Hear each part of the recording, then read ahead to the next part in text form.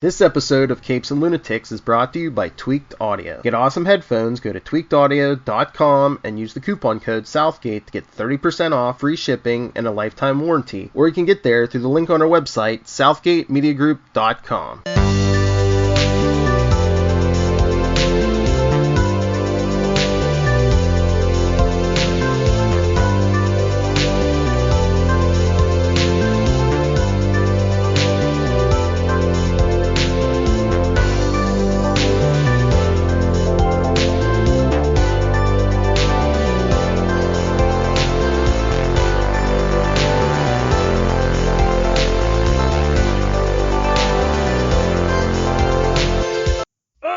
Ye landlubbers, welcome once again to Full Stream Ahead. Arr! I'm your host, Charlie the Professor Esser, and with me, as always, is my skinny rich friend. It's Mozz. Hey, Mozz, welcome back. Oh, guys and gals, Mandalorians and Mandalorianettes, Yiddles and Yaddles. It has been a long, wonderful 8 episodes, but here we are at the end, the final episode of The Mandalorian Season 1. That's Chapter 8, Redemption.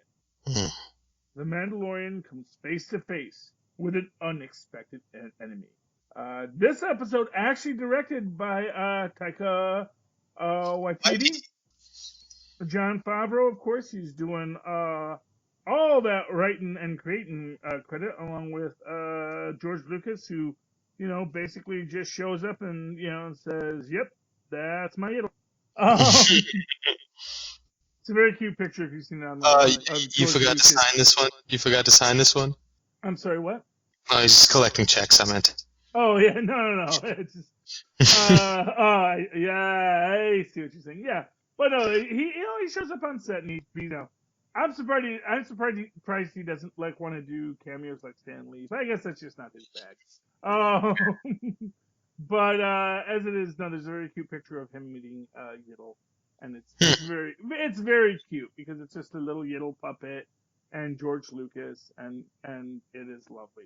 But in the meanwhiles, in the nice whiles, so, when last we left our intrepid heroes, poor old Creel was down. Our heroes are pinned down, and, the stormtroopers and the death troopers are lining up outside, and these guys apparently know how to shoot. Yes, that is actually, yes. As me and Tristan have pointed out, that actually stormtroopers, even though they get that legend as being bad shots, most of that comes from the fact that, the only time we see them shooting, it's against, people that are force powerful and can deflect the laser beams from them. But anyway. Right, but then again, we get to the opening of this episode with our two hapless, So not all of them are the elite soldiers. Right. And this is, here they have Baker Scott 1 is Jason Sudeikis, and Adam Pally is Baker Scott 2. And, it's interesting because, and again, this is, for what it's worth, this is your basic bureaucratic snafu where they have what Moff Gideon wants. They just don't want to interrupt him because they don't know what Moff Gideon wants. They just know that, we picked up this thing, and they don't know what it is because, obviously it's all very hush-hush. Right. But as a result, Moff Gideon doesn't have to do this whole thing. He's actually got, he actually could just go get his, from his men. It's just, that's why you got to share your plans with your staff so they all know what the end game is. They could have even have taken him off-world to wherever was the final destination for him to have Yiddle, Oh, yeah, well, but Moff doesn't know that. That's right. Moff thinks everything's according to plan, and Yiddle and the Mandalorian are holed up in the bar. And well, no, I sort of got the sense that he knew that the child wasn't with them because he says something very important to me, and I will have it in a few short moments. So to me, it seemed like, oh, you're stuck over here. I'm just here to keep you here until they can go actually get what I need. I'm just here to keep you here. Oh no, I got the feeling he was saying I'm going to have it because you're not going to last more than a few short moments. Interesting. That's my take on it. Interesting. And there's different ways to interpret it, and yeah, it's possible that he did know, but basically, I get the feeling that his Jason Sudeikis and Adam Pally just aren't doing the best communication job on this, and Right. They're sort of not the ambitious types. They're like, hey, I'm paid to do a job. I'm going to do it exactly as I was told. I'm not veering from that. I have no design on getting any further. Yeah, they are the Rosencrantz and Guildenstern of the dark side, and they are of the dark side because they smack around Baby Ittle. Yeah. And yeah. that is not cool. That is not cool. I mean, regardless of whether bitch, it must take like a certain kind of person to like swat at a baby. Yeah, well, I mean, regardless of what it is, you don't know it, but it looks like a tiny little baby. Well, it takes a certain kind of person to be able to bring yourself to do that. That's crazy. That's the same kind of person that would kick a dog. It's exactly. They're bad people. I guess you don't. As it turns out, you don't serve the Empire unless you're probably a pretty awful person to start with. Right. Maybe that's the big reveal of this whole thing. As it stands, though, there's just a lot of great things that happen in this. You have your basic standoff. You have that they're, gonna blow through the door, and basically, they're just gonna blow the whole thing up, because why even bother? Yeah, you get that special repeating cannon that looks like it was pulled off of a fighter plane. Oh yeah. Well, that's definitely fresh from a repurposed TIE fighter, It's like, yeah, and that's sort of, so you know how like people say like after World War II there were all these stockpiles of weapons all around Europe, and that's how these drug kingpins whatever got a lot of hands on. It seemed like one of those things. Oh look, we found a cache of old Imperial weapons, and look what we have. Yeah, well, and for what it's worth, Cara Dune said, this planet was like the last. Even after the Empire fell, this was one of the last holdouts for Imperials because it's just dug in and it's just a real hard place to get people out of. And what I think is great is we do find out that, because this is what's really cool in this, is that we do get that, because they realize that they can get to the underground tunnel systems that the Mandalorians had been using. But in the meantime, Mandalorian gets hit and he's being all tough guy and all it says, no, you guys go on, get to the child, save the child. And this is what's beautiful is IG-11 basically says, I'm programmed to heal you. Let me take care of you. It's like, no, I can't. And it's just amazing to me when he says to him, I have to remove your mask. Again, also just like showing that respect, letting him know I have to remove the mask to help you.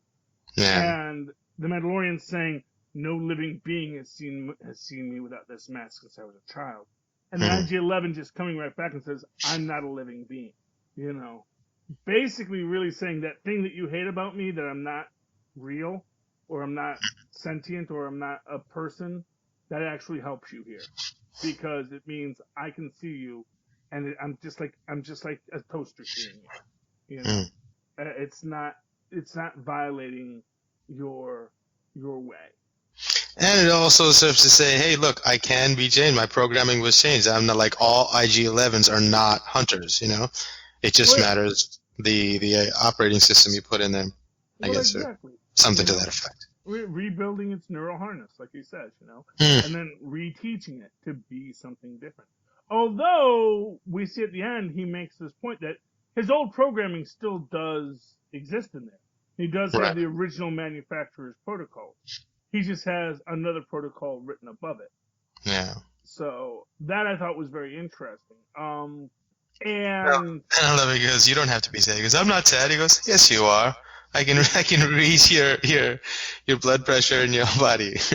Yes, and that's I mean, again, because it is beautiful. The whole thing is just so gorgeous. Everything we get in this. When we see the armorer again, and man, the armorer is just Oh, I mean, she gets my hardest working woman in show business award this week. I dig it. You know, she is just amazing. Everything she does. That actress, oh man, she better survive. I need to see her in Mandalorian 2 Electric Boogaloo. You know, What I thought was great about that is their faith in the idea, their faith in the ideology of their system of yeah, belief. There's, because they went out, in my opinion, they all went out and saved the day when the Mandalorian needed it because it was in service of one of their core beliefs. You protect the finelings at whatever cost. That is the way. And if it is the way, personal cost is not an issue. Which is why I think they were so happy to show up for him, because they get to serve the cause or their philosophy or get to live their philosophy in that way. And that cost them this, but she is stoic about it. She's not terribly lamenting, because it's like, hey, if this is what the philosophy, if applied to the real world, we think it is the way. So we have to let it run its course. If we don't believe in it, then, then it's not worth believing in at all. So if this is the way, if only one of us is meant to survive, then that is what the way demands, and the way will find its way to wherever this is meant to go. And if this is meant to end here, then that was the way too. I thought that was so romantic and beautiful. Yeah, and it is beautiful, and I do love. And my favorite thing in this whole thing is the armorer talking to the Mandalorian about this subject. That look, you were a foundling. It is a foundling. Yeah. And and he says, I can't train it. He says, no, not train it. It's too young. You must either find its people or begin its training. I mean, that if you can't find it if you can't find its people before it becomes mature enough to be a Mandalorian, then you must train it to be a Mandalorian. And I think he's wrong to say that I don't think he's ready. Oh, what he says, he doesn't think that Yiddle is ready to be trained. I think he may be wrong about that. I think he's still, and how dare he say that? He's already underestimated his capabilities. So but I think that's just a little bit of self-serving, I imagine that, I mean, the obvious point is that probably normal Mandalorian training is very harsh and grueling, and it probably does not behoove the short-legged of we don't see a lot of short-legged Mandalorians out there. So that whatever training for Mandalorian it is probably very intense. Now, granted, I think that certainly Yiddle could handle it. And not only that, but it would be modified to express itself through the medium given, the species. Wouldn't it be? Because they take foundlings from every, whatever, so... Well, they take foundlings... Yeah, they do take foundlings, but, most of the species that they're probably coming into contact with are probably vaguely normal-sized humanoids. All the Mandalorians did seem to be... Exactly. big. We don't see a lot of tiny Mandalorians, That's true.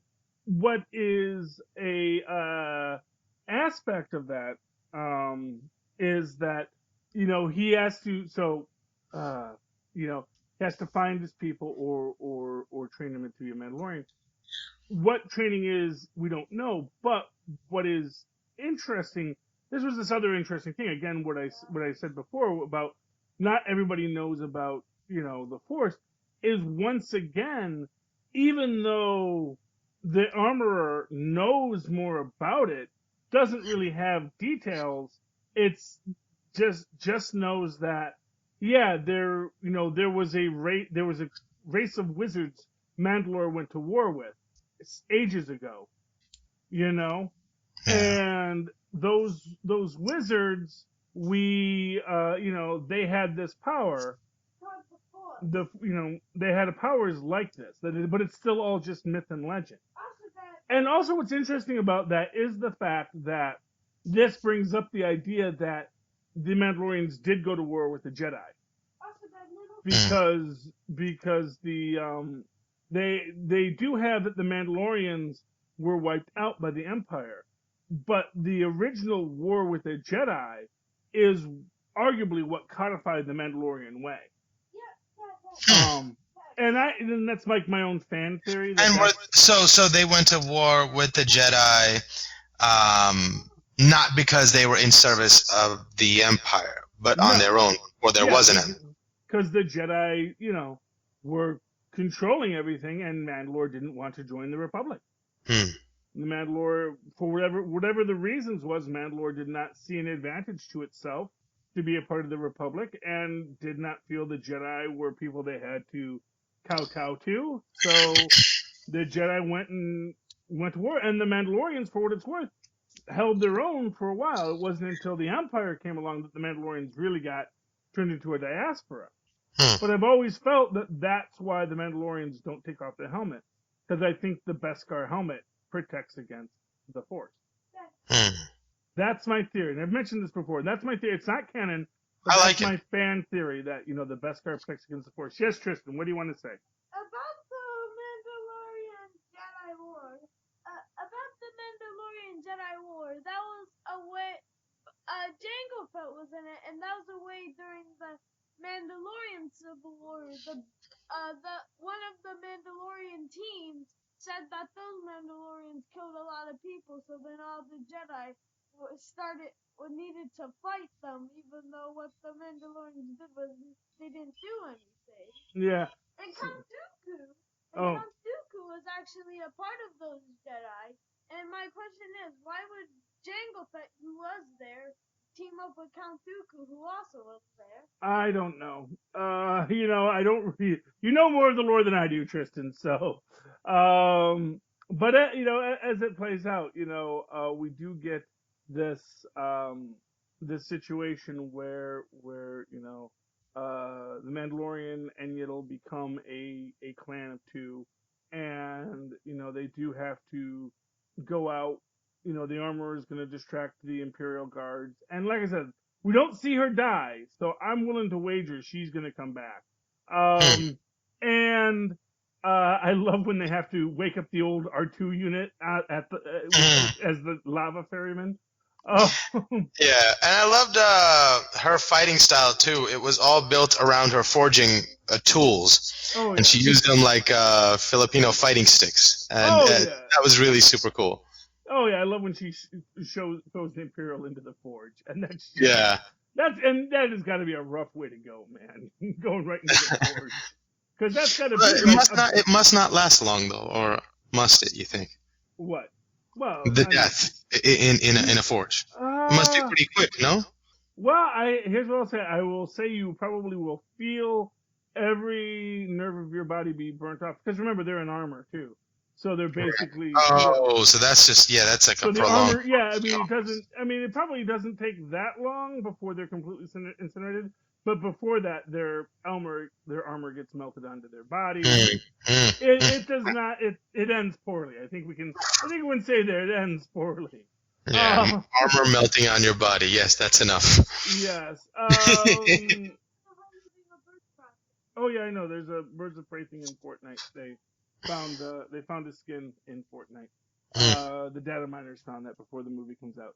But yeah, but they take the river of lava, and they realize that they're gonna in order for them to get away, and I love this. The IG-11 says you have to promise me to take care of the child, because then I can relinquish my duty, and I can return to manufacturer protocols, which says I must blow myself up before I get captured. Yes, which also means, because he's got a thermo detonator inside of him.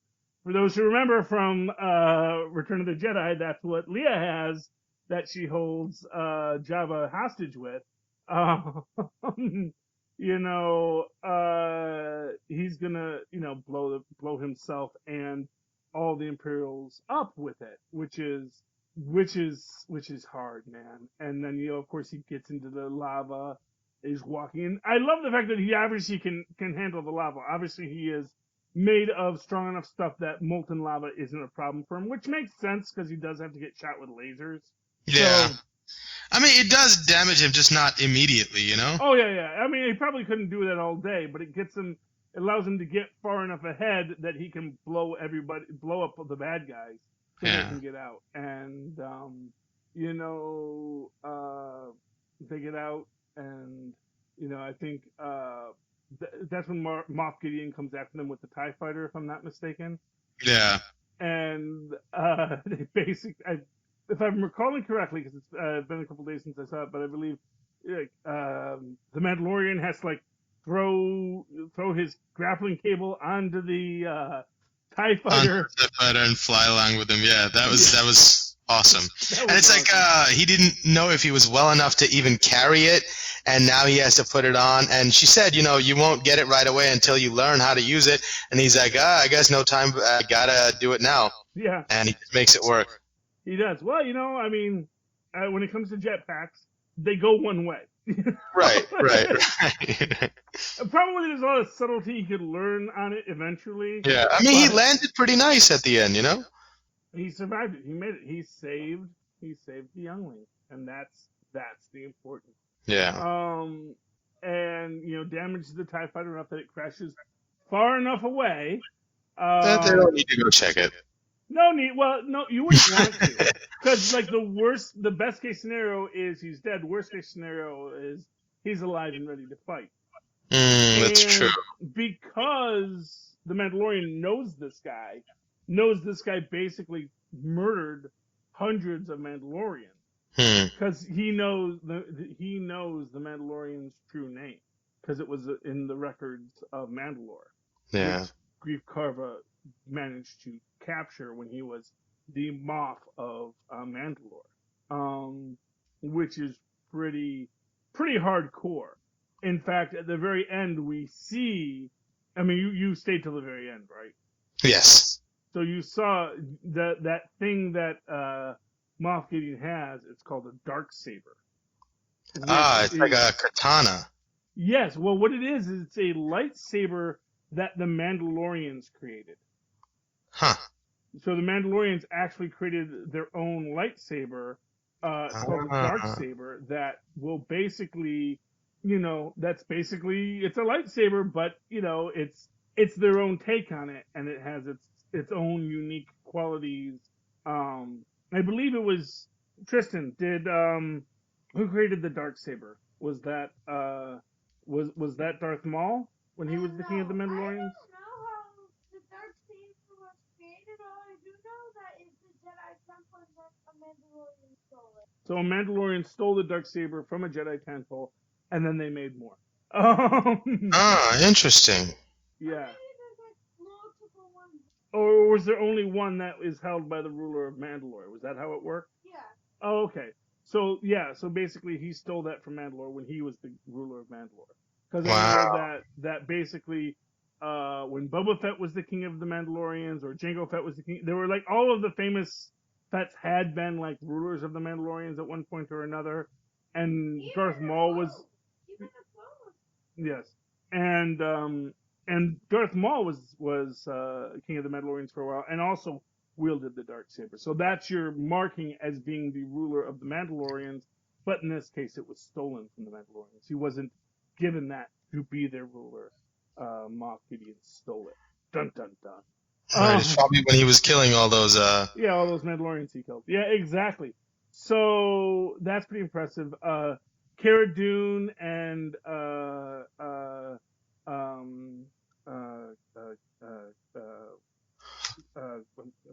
his name. Who are you thinking? Grief Karga. Cara Dune and Grief Karga, they're going to stay, and Cara Dune's going to be his new right hand as they rebuild the Bounty Hunters Guild. And then, the Mandalorian, and it'll take off into, not really the sunset, because it's outer space where the sun is always shining. And yeah, that's kind of the episode, I think. So when there was that moment where they're showing when the Mandalorian was rescued by the Mandalorians, who was it that rescued him? Was that a famous Mandalorian? Well, it has the same markings as Boba Fett. Okay. So he could have been of the same clan that found Boba Fett. So it's either that it was Boba Fett or it was another member of Boba Fett's clan. Gotcha. Because they made made sure you saw the little antenna and everything. Yeah, it looks a lot like Boba Fett who finds him. So right, okay. There are reasons to think that might have been Boba Fett. I don't think it was voiced by the actor who plays Boba Fett, but from what I've heard, there might be a falling out between. Oh no, actually that's Darth Vader, the actor who plays Darth Vader, and Lucas Films had a falling out. But yeah, it is what it is. But as it stands, yeah. So it's been implied that if it's not Boba Fett, it's part of the Fett's clan. So Right. that's the idea there. So that there is this deep relationship to the original series and the most famous Mandalorian, who wasn't really a Mandalorian, although maybe he was, Boba Fett. Right, 'cause he was a clone, right? Well, he was a clone, but that doesn't make you not a Mandalorian. He's not a Mandalorian because he wasn't raised in the Mandalorian culture, according to some. But I don't know how much. Tristan points out he was at one point king of the Mandalorian. So. I mean, Yeah. what more do you need to know? Yeah, but again, I don't know if that's still canon. I don't know what Tristan is pulling that from. That's in one of the novels or one of the canon comics. You know, there's all sorts of stuff out there, Mozz, and it's hard to keep track of it all. But but that's what me and Tristan are here for, and to help you all waddle through it. Right on. Like yaddle. Any final thoughts on this? The final episode, the ultimate episode. Take a drink of, because why not? Because why not? I love it. Any final thoughts, Mozzie? No, I'm just super excited for where they go with this from here, and to see Baby Yoda grow older. Oh, Teenage Yoda. Who knows, man? You know, it's like you're not my real founder. Yeah. I mean, it's going to be interesting. I guess that'll be the true test of knowing whether he's a baby or, if as he matures, he goes through like a little rebellious stage. Well, I mean, as a quality to it, obviously he's in that toddler's quote-unquote state, Otherwise, right, he's not a baby. He's the terrible twos or whatever. Yeah, well, he's like probably... Well, but that's after 50 years. And it's like, people say, it's dogs don't age 1 year for every 7. It's like their first year is like 7 years, and then their second year is like, like their first 2 years are like 7 years each. And so by a 2-year-old pup, it's like, a 14, 15-year-old kid. And then they sort of graze into regular aging until they start to age very rapidly, So that's kind of how that works. And so it's entirely possible that, the first 50 years are becoming that, 4 or 5-year-old, maybe between a toddler and a kid. And then, the next 10 years might be, from 5 to 20, So we don't really know yet how the aging process works. But we'll see when we come back to this stuff in the fall. And in between then, we're going to be getting Winter Soldier and the Falcon.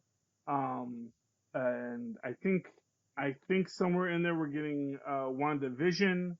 Yes, I don't think we ever released it on Loki yet. That's not until next year. But we'll be here on Full Stream Ahead to review it all for you because we've got first dibs on all Disney Plus shows. Yay, us! Hey. Okay, Mozzie. Where can people find you if they'd like to reach out and touch you or make a suggestion for what to review next? Oh, they can email all suggestions to mozzmanzor@gmail.com or find me on Facebook under Mozz Manzor. That's MOZZMANZOOR. And, of course, you can always write to me in that old-fashioned email way, the way our Mozz and Paz once did, at superconnectivityblog@gmail.com. That's superconnectivityblog, all one word, at gmail.com. Of course, follow me on the Twitters as I live tweet Agents of S.H.I.E.L.D., which is coming back. Yes, sir. That's CHARLIEESSER.